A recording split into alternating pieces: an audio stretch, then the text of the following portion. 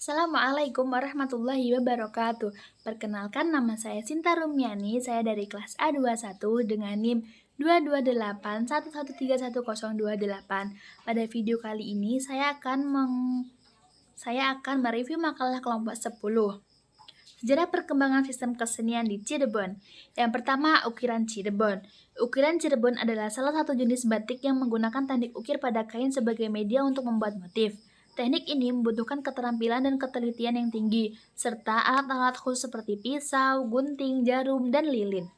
Ukiran Cirebon merupakan salah satu jenis batik tertua yang ada di Cirebon, yang sudah sejak abad ke-15. Ukiran Cirebon berkembang di lingkungan Keraton Cirebon, yang merupakan pusat penyebaran agama Islam di Jawa Barat.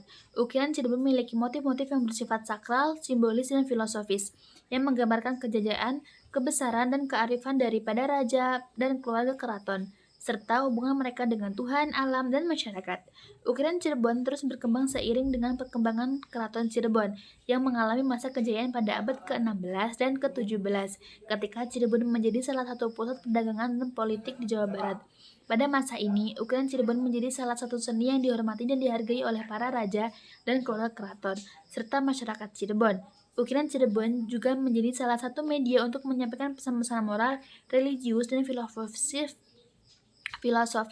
yang bersumber dari ajaran Islam, Hindu, Buddha, dan kepercayaan lokal. Ukiran Cirebon juga menjadi salah satu media untuk mengabadikan sejarah, legenda, dan mitologi Cirebon yang menjadi bagian dari identitas dan kebanggaan Cirebon. Yang kedua, batik keraton. Batik keraton adalah batik yang berasal dari lingkungan Keraton Cirebon yang merupakan salah satu dari 4 sentra induksi batik di Jawa Barat yang masih ada hingga sekarang. Batik keraton berkembang sejak abad ke-16 ketika Cirebon menjadi tempat berdirinya 3 keraton yang masih eksis hingga kini, yaitu Keraton Kasepuhan, Keraton Kanoma, dan Keraton Keprabonan. Batik keraton memiliki motif-motif yang bersifat klasik, yang memiliki pola yang baku, nilai simbolis, dan makna religius. Motif-motif ini menggambarkan keagungan, kebesaran, dan kearifan dari para raja dan keluarga keraton, serta hubungan mereka dengan Tuhan, alam, dan masyarakat. Contoh motif batik keraton adalah Paksi Nagaliman, Singa Payung, Singa Barong, dan Taman Kesepuhan. Batik Cirebon mengalami masa kemunduran pada abad ke-18 dan ke-19, ketika Cirebon mengalami konflik internal dan eksternal yang mengancam eksistensi Keraton Cirebon.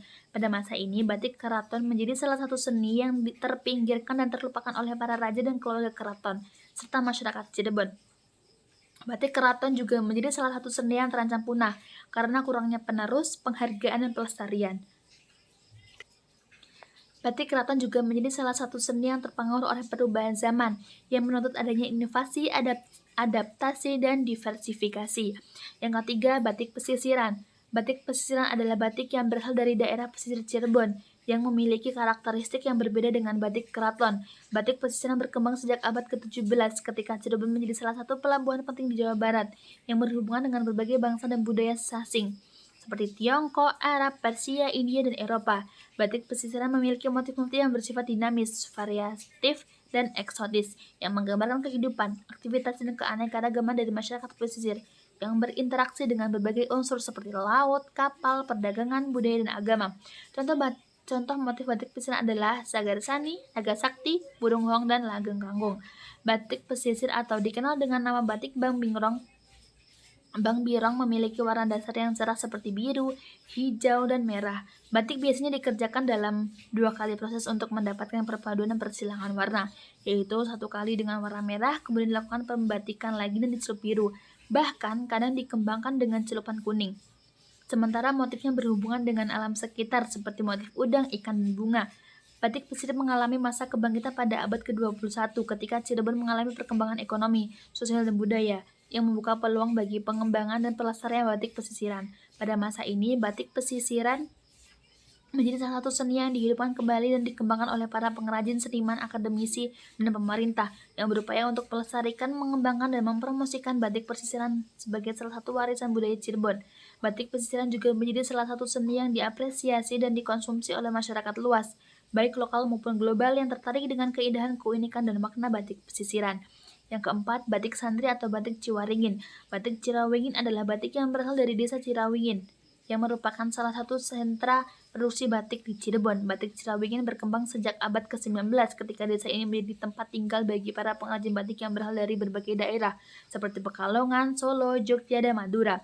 Batik Cirawingin memiliki motif-motif yang bersifat kreatif, inovatif, dan kontemporer yang menggambarkan perkembangan, adaptasi, dan eksplorasi daripada pengrajin batik yang menggabungkan berbagai unsur seperti tradisi, modernitas, lokal, dan global.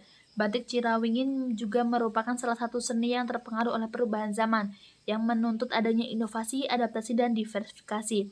Batik dengan motif pacutan, tebuk sekarat, dan genepo merekam perjuangan kaum santri di tengah masa susah warga di Kecamatan Ciwaringin, Cirebon, Jawa Barat, pada era penjajahan kolonial Belanda.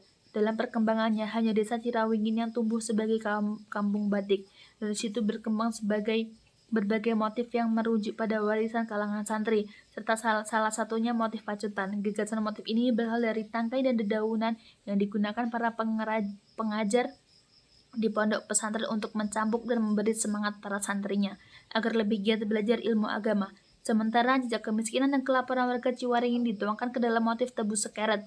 Motif ini menggambarkan daya hidup warga ketika sedang kondisi lapar, kemudian menyesap potongan batang tebu. Upaya pelestarian pengembangan sistem kesenian batik Cirebon. Upaya pelestarian pengembangan sistem kesenian batik Cirebon di era globalisasi dapat dilakukan dengan berbagai cara, baik oleh pemerintah, masyarakat, maupun pengrajin batik. Beberapa upaya yang dapat dilakukan adalah: 1. Meningkatkan kualitas dan kuantitas produksi batik Cirebon dengan menggunakan bahan-bahan yang berkualitas, alat-alat yang modern, dan teknik-teknik yang efisien. Yang kedua, menciptakan motif-motif batik Cirebon yang kreatif, inovatif, dan kontemporer dengan menggabungkan unsur